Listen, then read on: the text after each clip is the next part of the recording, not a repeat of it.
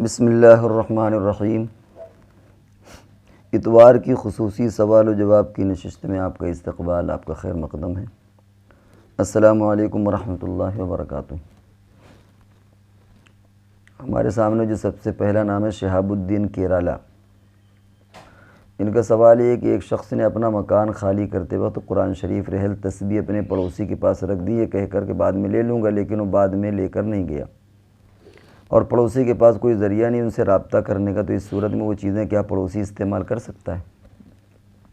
جی ہاں، بالکل کر سکتا نہیں، بلکہ کرنا چاہیے، کیونکہ قرآن اگر استعمال نہیں کیا پڑھا نہیں جائے گا تو اس میں دیمک لگنے کا ڈر ہے، بوسیدہ ہونے کا ڈر ہے، تسبیح بھی رکھے رکھے خراب ہو جاتی ہیں، رحل بھی اگر آپ نے لکڑی کی چیزیں استعمال نہیں کیا تو اس میں بھی دیمک لگ سکتی ہیں۔ تو یہ چیزیں ایسی نہیں ہیں کہ اس میں یہ کہا جائے کہ صاحب اگر آپ قرآن پڑھ لیں گے تو امانت میں خیانت ہو جائے گی، اور اگر اس کو معلوم ہو کہ میں نے جس کو قرآن دیا وہ پڑھ رہا ہے تو وہ اور خوش ہوگا کہ کم سے کم مجھے اسی بہانے ثواب مل رہا ہے۔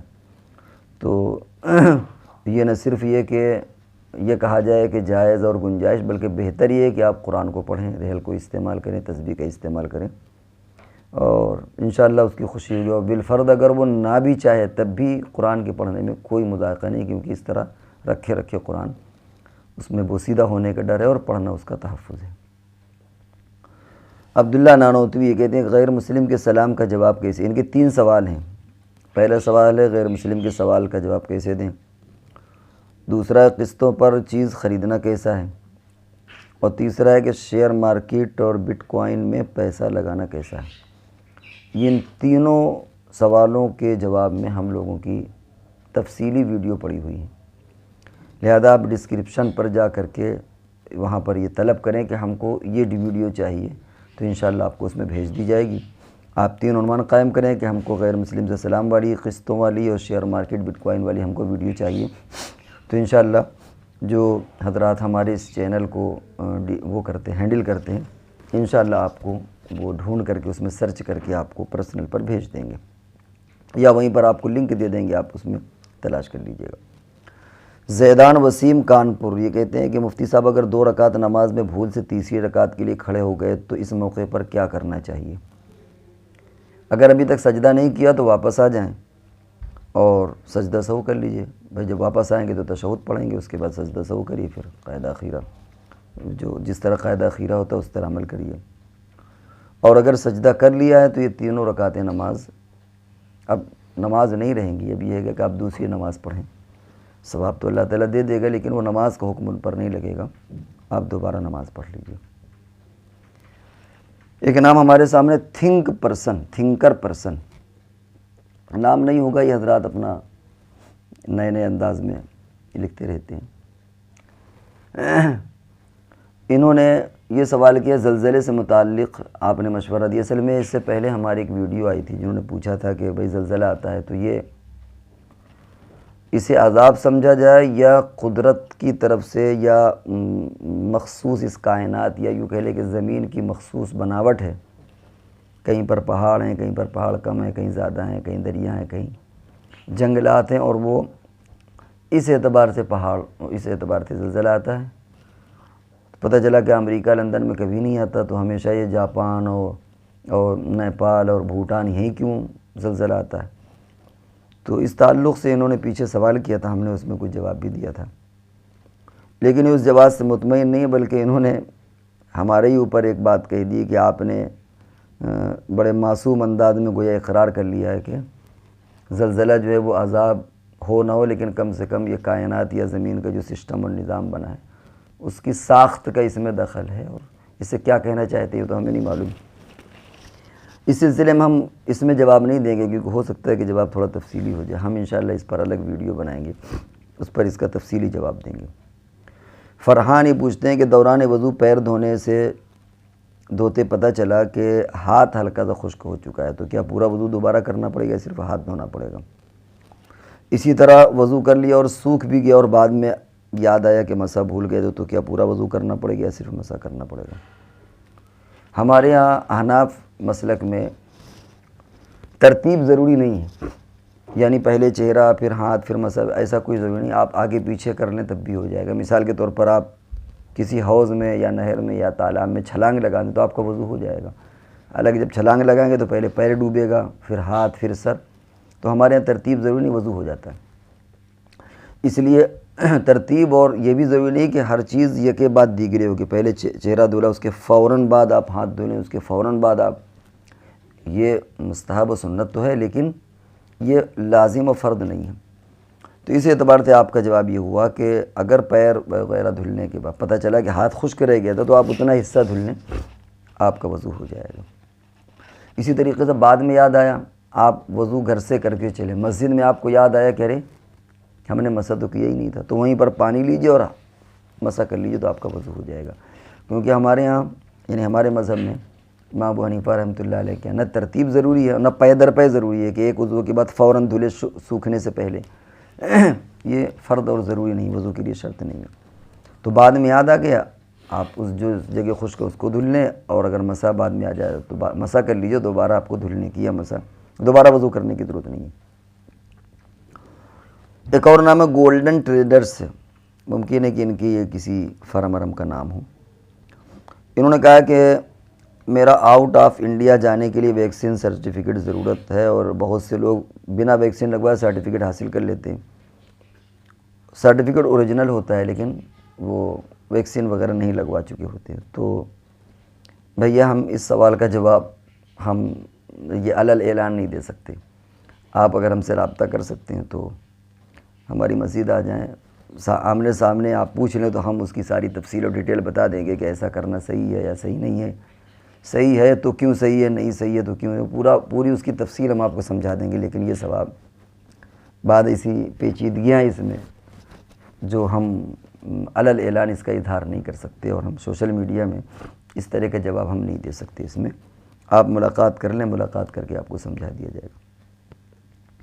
خورشید عالمی کہتے ہیں السلام علیکم، باسلام مردے کہ جب توبہ کا دروازہ بند ہو جائے گا تو کیا قرآن پاک کو اٹھا لیں گے اور پھر کوئی حافظ نہیں ہوگا؟ اس طرح کا حدیثوں میں آتا ہے کہ قرآن کو اٹھا لیا جائے گا، اور غالباً اشارہ اسی بات کی طرف ہے، کیونکہ جب قیامت قائم ہوگی تو کوئی اللہ اللہ لا تقوم الساعہ، قیامت قائم نہیں ہوگی جب تک کہ کوئی اللہ اللہ کرنے والا ہو۔ ظاہر بات ہے کہ جب اللہ اللہ کرنے والا ختم ہوگی تبھی قیامت قائم ہوگی، اور قرآن ہی تو افضل ذکر ہے۔ تو جب اللہ اللہ کرنے والے نہیں رہیں گے تو قرآن پڑھنے والے نہیں رہیں گے، جب ناظرہ پڑھنے والے نہیں رہیں گے تو حافظوں کا وجود کہاں ہوگا؟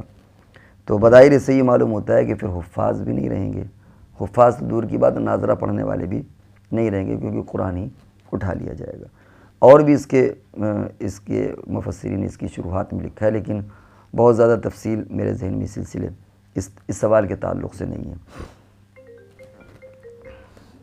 رضوان خان، انہوں نے مفتی اقبال صاحب کی ویڈیو عقیقے کے بعد اگر نام بدل جائے تو اس پر کامنٹ کیا ہے۔ اصل میں یہ انہی کے سوال پر کامنٹ کریں اور اسی اگلے ہفتے وہ انشاءاللہ دے دیں گے جواب، کیونکہ میرے ذہن میں نہ وہ سوال ہے اور مفتی اقبال صاحب نے کیا کہا وہ جواب بھی میرے ذہن میں نہیں ہے، تو نہ ہم نے سنا ہوا ہے اس کا، تو اس لیے جواب دینا ہمارے لیے مشکل ہے۔ خالد حسین یہ سوال کرتے ہیں کہ ولیمہ یا عید کے روز میت ہو جائے تو شرعی کیا حکم ہے؟ شرعی حکم یہ کہ اس کو آپ جلدی سے جلدی اس کو دفن کر دیے، یہ حکم ہے۔ اصل میں آپ کو پوچھنے کا منشا ہے کہ کیا ہم عید کے دن سوئیاں پکائیں یا نہ پکائیں، اور ولیمہ کریں کہ نہ کریں۔ دیکھیں دونوں چیزیں الگ الگ ہیں۔ عام حالات میں تو ٹھیک ہے، کوئی بات نہیں کہ صدمہ ہوتا ہے، اور یہ بھی آتا ہے کہ بھائی میت کے گھر میں کھانا پہنچوا دو، 3 دن تک یہ بھی حکم ہے، کیونکہ وہاں مہمان بھی آئے ہوئے ہوں گے، لوگ میت میں مصروف ہوتے ہیں، مہمانوں میں مصروف ہوتے ہیں، غم کا ماحول ہوتا ہے تو عموماً کھانا نہیں پکتا، تو یہ ہوتا ہے کہ کھانا ان کے یہاں پہنچوا دیا جائے۔ لیکن اس کا یہ مطلب نہیں کہ کھانا کوئی پکائے بھی نہ، اگر پکائے تو کوئی حرج نہیں ہے، پھر اچھا بھی پک سکتا ہے، خراب بھی پک سکتا ہے۔ تو اس میں عید کے دن اگر ہے تو آپ اگر سوئیاں پکا لیں تو اس میں کوئی حرج نہیں، ایسا نہیں کہ کوئی میت کے اکرام کے خلاف کوئی بات ہو گئی۔ عید اللہ کی طرف سے مہمانی ہے، اور وہ بھی اللہ ہی کے پاس گیا ہوا ہے، تو اس لیے ایسا کوئی مسئلہ نہیں ہے۔ آپ اس میں عید کے دن بس بہت اہتمام نہیں کیا جائے گا، ظاہر ہے کہ اہتمام نہیں ہوگا، لیکن اگر آپ خالی پکانا چاہیں تو پکا سکتے ہیں۔ اسی طرح اگر ولیمہ ہے تو ولیمہ بھی کر دیں، کوئی حرج نہیں ہے۔ ولیمہ سنت ہے، وہ ایک الگ چیز ہے ولیمہ، اور یہ مؤخر کرنا چاہیں تو مؤخر کر سکتے ہیں۔ آپشن سارے کھلے ہیں، ایسا نہیں ہے کہ اگر مٹی ہو گئی تو ولیمہ نہ کریں، ایسا نہیں ہے، شرعی حکم یہ نہیں ہے۔ محمد عمران، ایک اور ان کا سوال رہ گیا، لوگ کہتے ہیں یہ عبد المجید خان رجبی روڈ، یہ کہتے ہیں کچھ لوگ کہتے ہیں کہ مچھلی اور دودھ ایک ساتھ نہیں کھانا چاہیے۔ اس کو بھی ہم الگ سے ویڈیو بھی بنا دیں گے، کیونکہ بہت سے یہ لوگوں میں کنفیوژن اس تعلق سے کہ گھی اور شہد ایک ساتھ نہیں کھانا چاہیے، مچھلی اور دودھ سفید داغ ہو۔ انشاءاللہ اس کی ویڈیو ہم الگ بنائیں گے، کیونکہ کچھ سوالات کے جواب لمبے ہو جاتے ہیں، پھر زیادہ وقت لگتا ہے، اور سننے والوں کو بھی ممکن ہے کہ اکتاہٹ ہو کہ بہت لمبی ویڈیو بن گئی، اس لیے اس کا بھی جواب جو ہے وہ ہم انشاءاللہ الگ ویڈیو بنا کر کے دیں گے۔ ایک اور سوال اوپر رہ گیا تھا جو ابو سعید اعظمی کا، دوسرا سوال رہ گیا تھا کہ روح کا جسم سے تعلق رہتا ہے یا نہیں؟ ہاں بالکل رہتا ہے، اس کی نوعیت ہم نہیں سمجھ سکتے لیکن رہتا ہے۔ تیسرا سوال ان کا تھا میرے والدین فوت ہو گئے ہیں، اب آپ حضرات مغفرت کی دعا فرمائیں۔ ٹھیک، ہم لوگ دعا کرتے ہیں، انشاءاللہ دعا کریں گے، اور یہ بھی بتائیں کہ ان کے ایصال ثواب کا بہتر طریقہ کا، سب سے بہتر اور بے غبار طریقہ تو مالی ایصال ثواب ہے، اور بدنی بھی کر سکتے ہیں قرآن وغیرہ پڑھ کر کے، لیکن جو اعلیٰ درجہ متفق ہے وہ مالی ہے، مال خرچ کریں انشاءاللہ اس کو ثواب ملے گا۔ ایک اور نام ہے محمد عمران، یہ پوچھتے ہیں کہ آپ سے پوچھنا ہے کہ حیدر نام کا مطلب کیا ہوتا ہے، بتا دیجئے نام رکھنا کیسا؟ حیدر کے معنی شیر کے آتے ہیں، اچھا نام ہے، حضرت علی رضی اللہ تعالیٰ عنہ کا لقب بھی علی حیدر، تو حیدر معنی شیر، بہادری کے آتے ہیں، تو بہت اچھا نام ہے، معنی بھی اچھے ہیں بہادر، اور حضرت علی رضی اللہ تعالیٰ عنہ کی طرف اس کی نسبت بھی ہے، اس لیے نام رکھیے، مبارک نام ہے، اچھا نام ہے۔ عبدالاحد احمد یہ پوچھتے ہیں کہ اصل میرے اگلے منڈے پیپر ہیں، 5 بجے سے 7 بجے تک اس میں مغرب کی نماز قضا ہو جائے گی، اس وجہ سے میں گناہگار تو نہیں ہوں گا؟ دوسرا سوال ہے کبھی کبھار نماز قضا ہو جاتی ہے، اس کا بھی سوال آپ کا ذرا سا لمبا بنے گا، اور انشاءاللہ الگ اس کا جواب، حالانکہ ایک ہم نے ہلکی پھلکی اس انداز کی ویڈیو بنائی تھی لیکن نام یاد نہیں آ رہا کہ وہ کس نام سے ہے، یہ انشاءاللہ آپ کی ویڈیو ہم الگ بناتے ہیں۔ ان کا تیسرا سوال ہے کہ کیا ضروری ہے کہ شادی کے بعد شوہر اپنی بیوی کو الگ رکھے؟ میں حضرت کسی حال میں اپنی بیوی کو الگ نہیں رکھ سکتا، چاہے کچھ بھی کرے وہ۔ دیکھیے یہ آپ کا حکم لگانا یہ تو ایک بے تکا سا لگتا ہے کہ ہم نہیں رکھ سکتے، پہلے آپ یہ سمجھیں کہ الگ رکھنے کا مطلب کیا ہے۔ میرا خیال اگر آپ یہ سمجھ لیں کہ الگ رکھنے کا مطلب کیا ہے تو بات آپ کو آسانی سے سمجھ میں آ جائے گی، اور چونکہ آپ کے اوپر والے سوال بھی ہم الگ ویڈیو بنائیں گے تو اب ہم اس کی بھی ویڈیو الگ بنائیں گے تاکہ مکمل طور پر، کیونکہ آپ نے جو جس انداز میں لکھا ہے اندازہ ہوتا ہے کہ آپ نے الگ کا مفہوم نہیں سمجھا کہ الگ کا مطلب کیا ہوتا ہے۔ الگ کا مطلب آپ نے یہ سمجھا ہے کہ کہیں الگ گھر لے کر کے رہا جائے، یہ مطلب نہیں اس کا، تو ہم انشاءاللہ اس کی بھی ویڈیو الگ بنائیں گے۔ تو یہ آپ کے سوالات کے جواب مکمل ہو گئے، اب انشاءاللہ اگلے وقت تک کے لیے ہم آپ سے اجازت چاہتے ہیں۔ السلام علیکم ورحمۃ اللہ وبرکاتہ۔